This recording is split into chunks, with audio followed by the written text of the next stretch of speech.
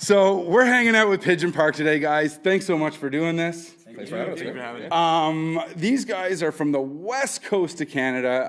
They've been around for, I'm going to say, about 7 years-ish, approximately. Coming up on 8 and a bit. 8 and a bit now. So they're not rookies anymore, but they do have a new song that's out now.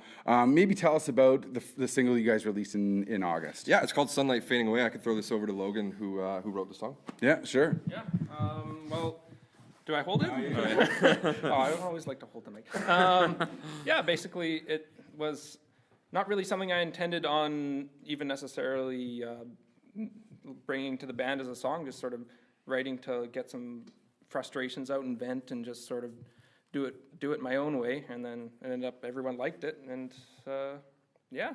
But do you not find that sometimes, feeling you're just going to get those emotions out, that's maybe what writes a song that kind of, resonates with the rest of the guys in the band, or let's say the audience that's listening to it? Is that totally for sure? Like if it doesn't make sense to yourself, then how's it going to make sense to anybody else? And like was kind of the issue that I was having prior to writing that song. A lot of the time would be like, well, I got to write a song to do X, or we got to do this to do this to do this, where it's just like, why am I an artist at that point? Like, might as well just do what I want to do, right? And I think we all sort of feel that way, and it's hard to get that accomplished a lot of the time. There's a lot of roadblocks and a lot of things that'll confuse that notion. But so the first time everybody had a chance to listen to it, what was kind of that feeling of, because obviously it's one of those songs you go, oh yeah, that has something. Yeah, I remember laying in bed and that song was stuck in my head while I was trying to go to sleep, and my girlfriend was kicking me like, shut up.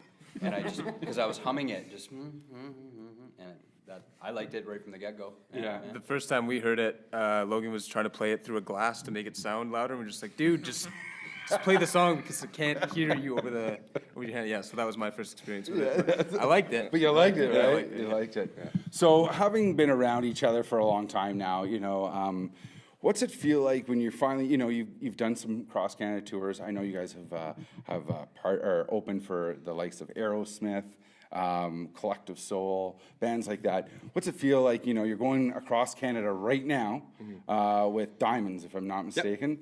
Yep. What's that feel like for you guys? It's awesome, man. The touring at any level is great for us. We love to get out and play, especially out of our own province. So being on the road with a new band that's from that we're not used to playing with is a cool experience. I mean, you take anything from any band that you play with, you get to watch them play and kind of see how they interact with the crowd. I think it's just a learning experience at the end of the day, and the more you get to do that kind of stuff, the better you're going to become. So, you have 3 EPs under your belt, a single that is currently at radio.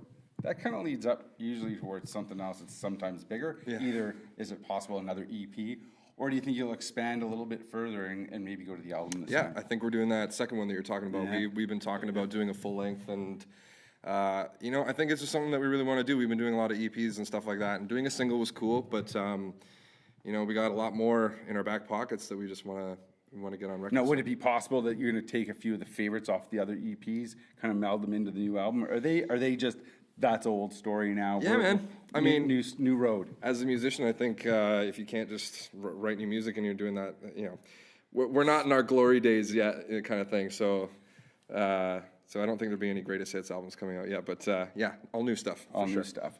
What can people expect on the road when you guys are on the stage live? Energy, lots of energy. Yeah. Passion.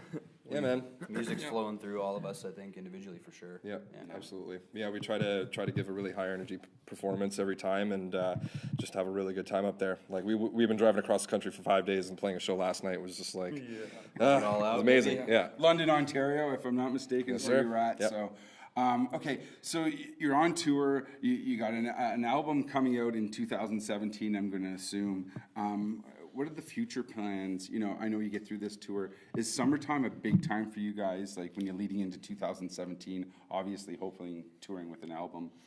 Yeah, I mean, it kind of all depends on how everything shakes down. I mean, we're busy writing right now. We got a few songs under our belt.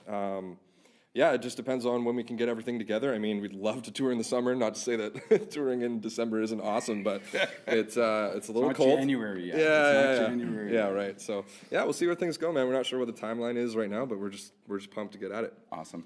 Pigeon Park, folks.